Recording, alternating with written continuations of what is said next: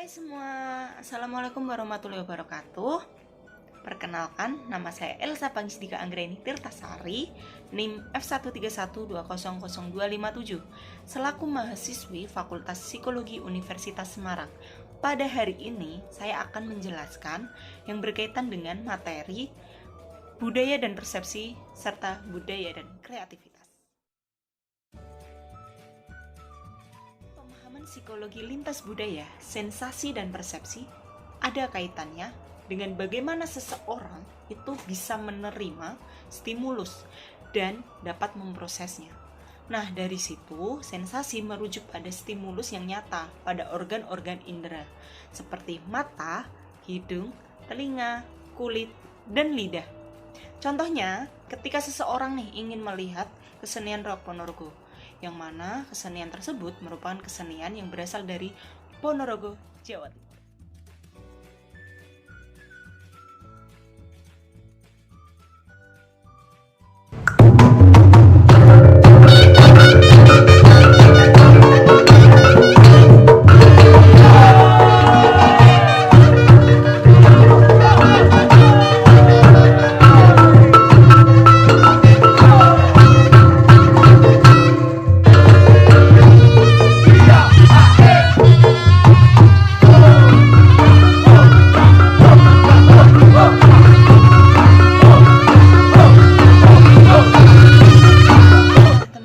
Persepsi dapat dipahami dengan bagaimana informasi yang berasal dari organ tersebut dapat diproses dengan cara diseleksi, dikonstruksi, dan juga ditafsirkan.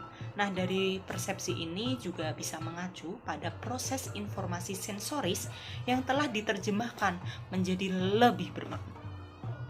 Contohnya saja, ketika seseorang ingin melihat kesenian Reok Ponorogo, yang mana pasti orang-orang awam itu akan menafsirkan bahwa kesenian tersebut menakutkan karena ada kesinambungan dengan magic atau hal-hal yang berkaitan dengan gaib.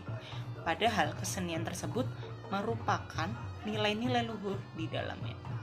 Beberapa peneliti psikologi lintas budaya berfokus pada persepsi visual dan juga sensasi penglihatan, yang mana dalam penelitian tersebut ternyata budaya ini mempengaruhi persepsi seseorang.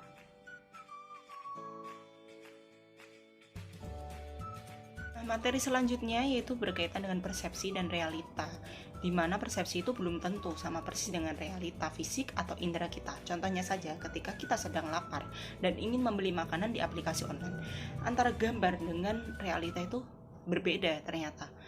Ketika kita melihat gambar seolah kita lapar dan ingin membeli seperti yang digambar tersebut, tapi setelah kita membeli realitanya tidak sesuai. Kira-kira apakah teman-teman semua pernah mengalaminya? Kalau saya tentu sudah pernah mengalaminya.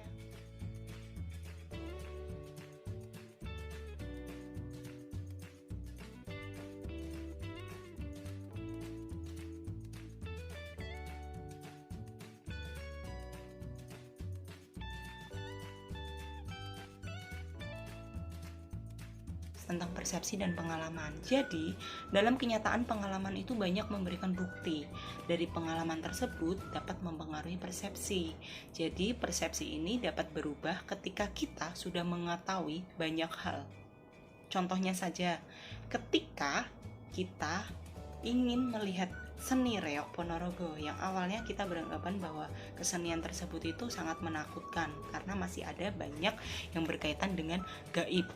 Nah, setelah kita melihat pertunjukannya dan akhirnya kita jadi tahu bahwa kesenian tersebut itu memiliki nilai-nilai luhur seperti yang telah disimbolkan dengan burung merak, dengan keberanian membela kebenaran, dengan dilambangkan harimau, jiwa patriotisme dengan tari jatil, optimisme dengan tari pujang ganong, dan kepemimpinan.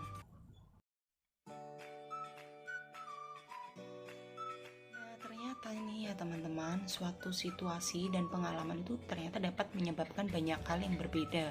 Dari sinilah budaya itu dapat mempengaruhi persepsi kita. Seperti ada 3 ilusi optik yang terkenal. Yang pertama, ilusi Mueller-Lyer.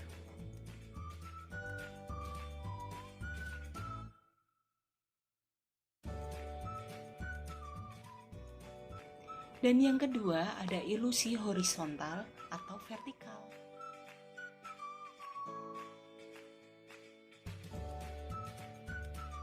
Lalu yang ketiga ada ilusi ponzo.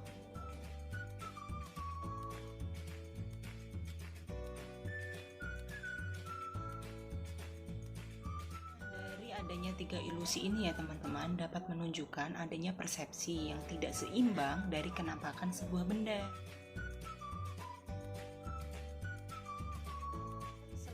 Berkaitan dengan teori ilusi optik. Yang pertama ada teori lingkungan buatan, yang mana orang itu melihat benda dalam bentuknya kotak.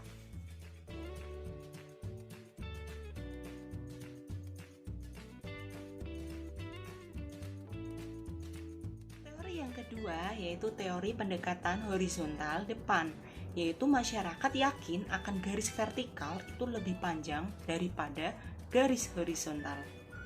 Teori yang ketiga yaitu teori yang menyimbolkan 3 dimensi dalam 2 dimensi, yang mana masyarakat itu lebih memperhatikan hal-hal yang tertera di atas kertas ketimbang budaya lain.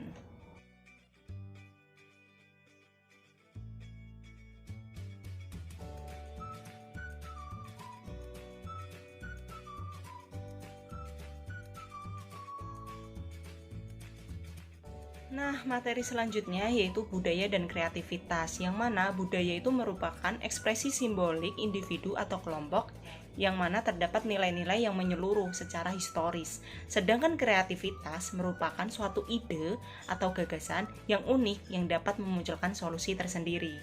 Dari kreativitas ini akan banyak menimbulkan pengalaman untuk berinteraksi dengan budaya lain. Semakin banyak pengalaman berinteraksi, tentu seseorang akan memiliki kreativitas yang tinggi dalam menciptakan gagasan atau ide yang unik tadi.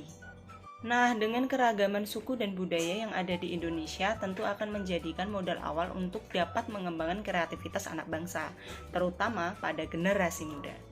Contohnya saja kain batik yang menjadi satu ikon bangsa Indonesia ketika sedang melakukan kunjungan ke luar negeri.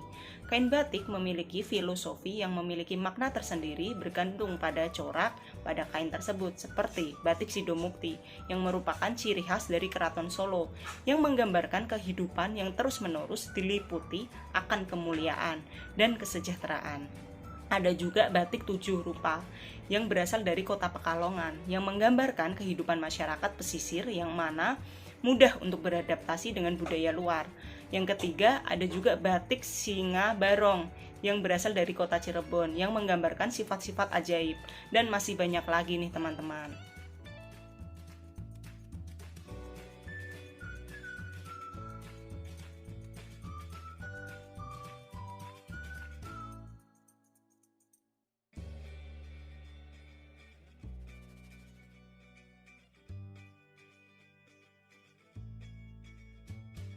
Sekian penjelasan dari saya yang mengenai materi, budaya dan persepsi, serta budaya dan kreativitas. Semoga bermanfaat untuk teman-teman semua. Dan kita sebagai generasi muda harus terus bangga dan selalu melestarikan budaya-budaya Indonesia. Sampai jumpa di video selanjutnya ya teman-teman. Jangan lupa like dan komen. Dah.